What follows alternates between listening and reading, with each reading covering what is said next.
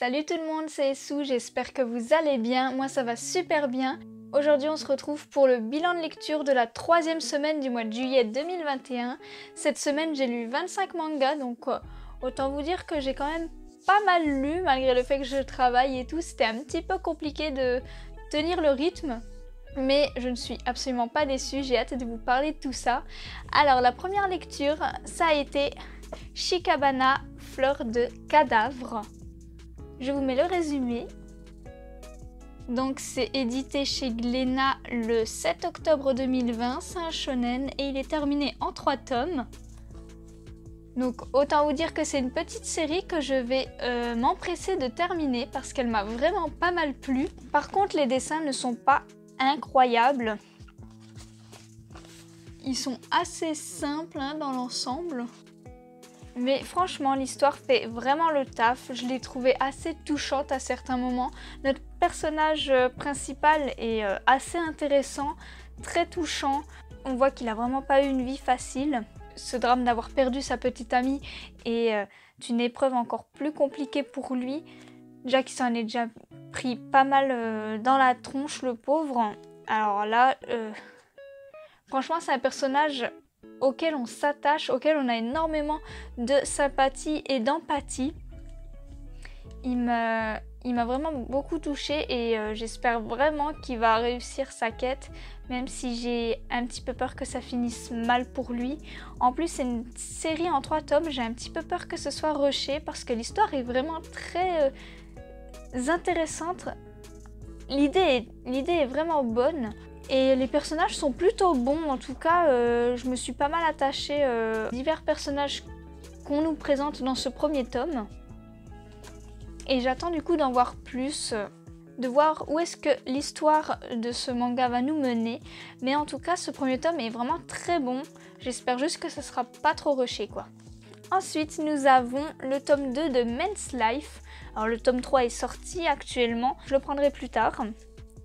Mais en gros, Men's Life, c'est une fille qui est un petit peu renfermée et qui va prendre la place de son frère jumeau, il me semble. Entourée de garçons, elle va même être en coloc avec un garçon. Quand même compliqué de cacher une information aussi importante. Et on va la suivre dans ce quotidien. On va voir qu'elle va tomber petit à petit amoureuse de ce garçon avec qui elle partage sa chambre. Et lui aussi va ressentir certaines choses assez étranges. Voilà, il se dit c'est un garçon, c'est bizarre, mais en même temps il le trouve attirant, il devient tactile envers elle. Et franchement, voilà, c'est une lecture sans prise de tête, assez mignonne, pas très originale dans le principe, c'est du déjà vu, mais franchement c'est bien fait. Et puis les dessins sont plutôt sympa, J'aime assez bien le trait de l'auteur. J'ai déjà son œuvre d'avant là qui s'appelait LDK. Enfin voilà, c'est mignon. C'est un petit shoujo édité chez Pika le 3 mars 2021 et il est en cours actuellement. Le tome 4 sortira le 8 septembre, donc c'est dans un petit moment. J'ai le temps de prendre le tome 3 tranquillement et de continuer cette série qui, voilà, elle casse pas 3 pattes à un canard, mais elle est très agréable à suivre. Ensuite, nous avons les tomes 4 à 9 de Arte. Ça, c'est un petit bijou, c'est mon petit bébé. Je vous montre vite fait un petit peu les couvertures, qui sont vraiment très très jolies. Franchement, j'adore vraiment tout de cette œuvre. Vraiment, je suis totalement sous le charme de Arte.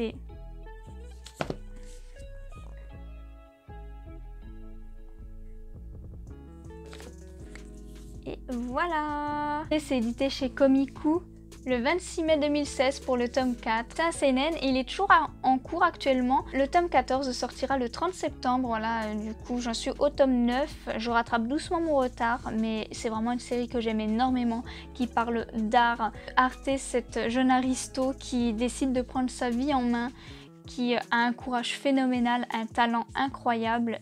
Elle est indépendante et elle va tout faire pour réaliser son rêve de devenir peintre. On voit dans les tomes 4 à 9 que petit à petit elle va évoluer dans le milieu, elle va commencer à même se faire un nom, à avoir des commandes à son nom. Franchement c'est génial, elle va même partir pendant 6 mois à Venise, loin de son maître du coup. On apprend plus un petit peu sur d'autres personnes, sur elle-même également. On va rencontrer du coup de nouveaux personnages. Franchement, c'est génial. On développe les autres personnages qu'on connaissait déjà. On leur donne un petit peu plus d'importance et on voit que Arte commence à développer quelques sentiments envers son maître. Et on voit que son maître, voilà, c'est un personnage assez spécial, mais on voit que quand Arte n'est pas là, il est un peu triste hein, quand même. Et franchement, j'ai hâte de continuer de suivre l'évolution de Arte, de son univers, de son talent. Vraiment très hâte de me prendre les autres tomes. Franchement, Arte, c'est une pépite et les dessins sont vraiment bons. Hein. J'ai rien à dire. Voilà, rapidement, mais ce qui est vraiment très beau, c'est les portraits d'Arte. Franchement, elle fait un boulot monstre, c'est sublime. Franchement, ce manga de A à Z, il me plaît totalement. Donc, je suis totalement comblée. Ensuite, on enchaîne avec une série qui me plaît énormément également. C'est Erased, l'intégrale avec le petit spin-off. Je vous montre les covers.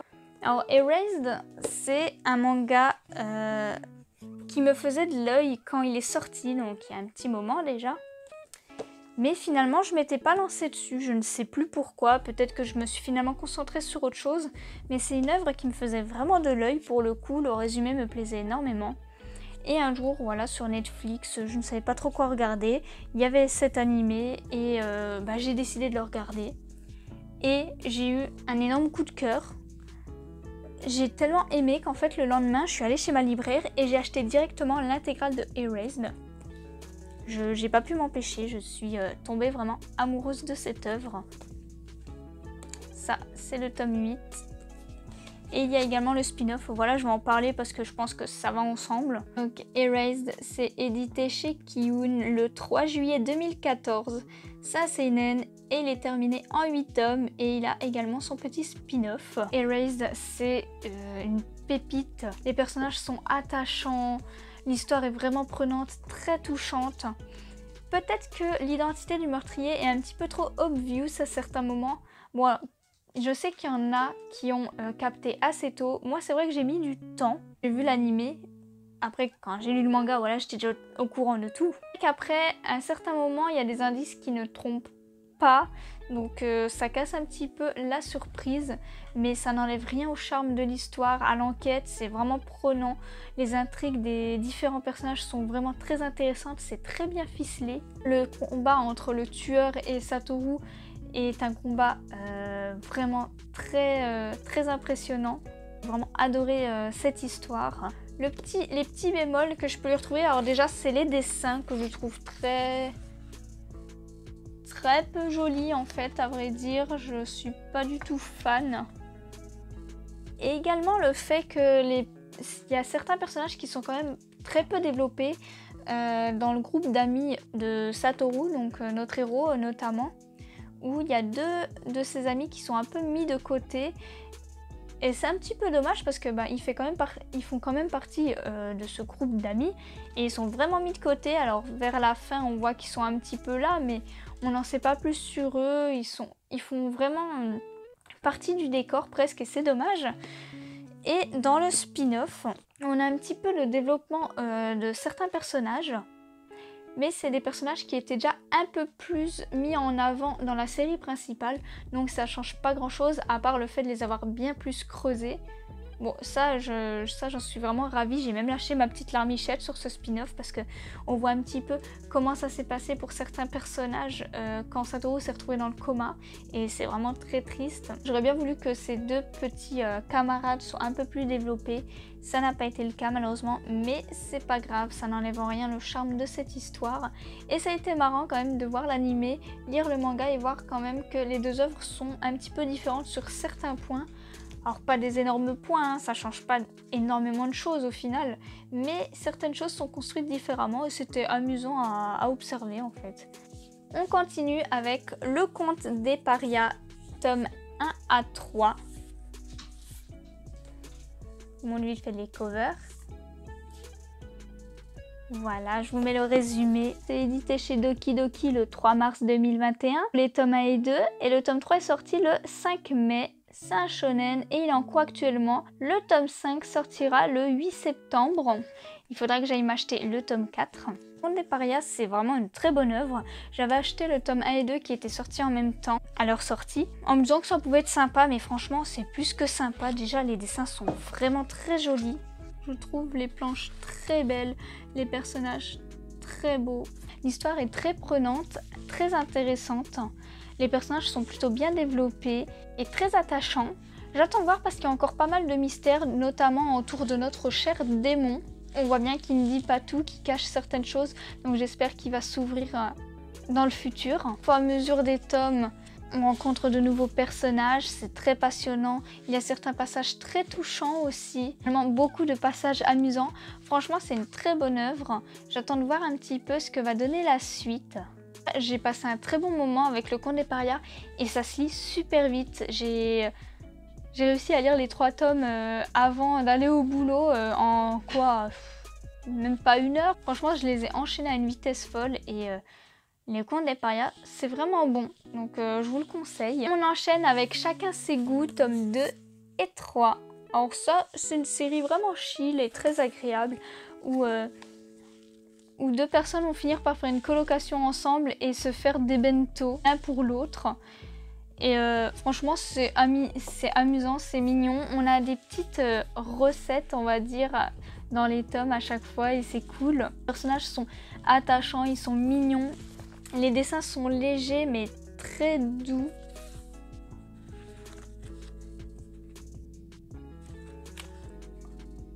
J'aime beaucoup. Franchement les personnages sont très bien développé. Dans les 2 tomes là, on va découvrir de nouveaux personnages qui vont entrer en scène. On va découvrir un petit peu la famille de nos deux héros.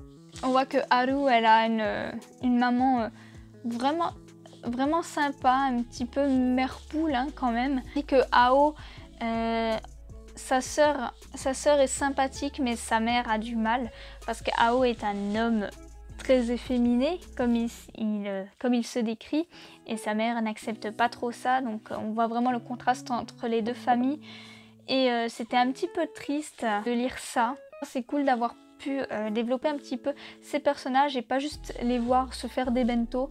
D'ailleurs leur bento donne tellement faim, sérieusement ayez mangé avant de lire ce manga sinon vous allez juste crever la dalle parce que franchement leurs bento font saliver à mort.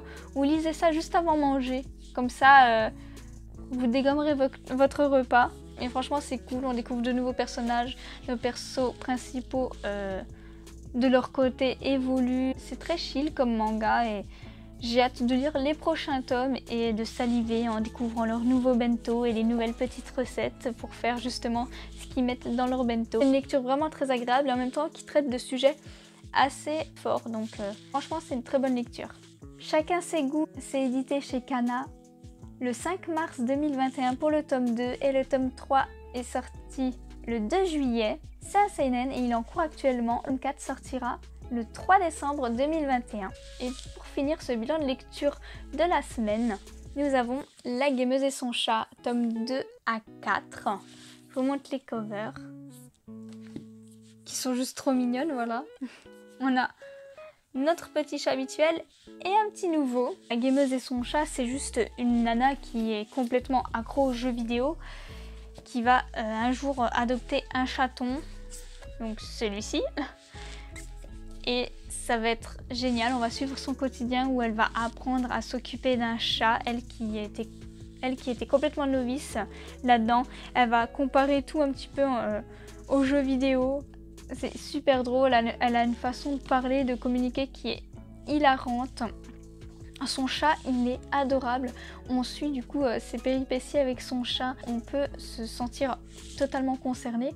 Moi qui ai 3 chats, je comprends totalement certaines situations montrées dans le manga et qui sont parfois amusantes, mignonnes comme agaçantes. C'est franchement génial. Par contre, je dois dire que son chat hein, dans le manga, il est quand même vachement parfait à certains aspects. Genre le chat il se laisse laver, tout ça. Trop de la chance. juste trop de la chance. On voit aussi les côtés un peu fêlés des chats, hein, genre leur quart d'heure de folie, leur petit caractère de cochon, le fait que quand parfois on leur prend un jouet, et ben ils s'en fichent et ils préfèrent jouer avec un carton ou un vieux bout de papier, ou quand ils s'amusent à essayer de faire tomber nos objets. Franchement, ce manga décrit super bien le comportement des chats, c'est hilarant et en même temps on en apprend un petit peu. C'est un petit peu guide pour les personnes qui veulent un chat, franchement c'est un manga génial. Et puis dans le tome 4, elle adopte un nouveau chaton qui est du coup le contraire un petit peu de son chat qui est quand même de nature assez calme et posée. Là on a une femelle qui est vraiment excitée et très joueuse. Et c'est hyper marrant, on découvre également comment ça fonctionne, la rencontre entre deux chats, l'histoire des territoires, tout ça, l'adaptation. Enfin, franchement, c'est un manga qui est hyper agréable à suivre, surtout pour les possesseurs de chats parce qu'ils se sentiront très concernés, ils trouveront ça encore plus amusant parce qu'ils arriveront à se mettre à la place de notre héroïne. Les amoureux des chats, foncez sur cette série, elle est vraiment drôle, vraiment chill, vraiment sympathique à suivre. Et si vous êtes comme moi et que vous jouez également beaucoup aux jeux vidéo, et bien vous vous sentirez encore plus concerné et c'est vraiment super drôle. Alors La Gameuse et son chat, c'est édité chez Doki Doki le 3 mars pour le tome 2. C'est un shonen. Il est en cours actuellement, le tome 5 sortira le 6 octobre et le tome 6 le 8 décembre. Ainsi que se termine cette vidéo bilan de lecture, j'espère qu'elle vous aura plu. N'hésitez pas à me dire vos lectures de la semaine, si on a des lectures en commun ou si je vous ai fait découvrir certaines œuvres. N'hésitez pas à me suivre également sur Instagram pour ne rien louper de toutes mes reviews que je poste tous les jours normalement. Sur ce, et bien passez une bonne journée.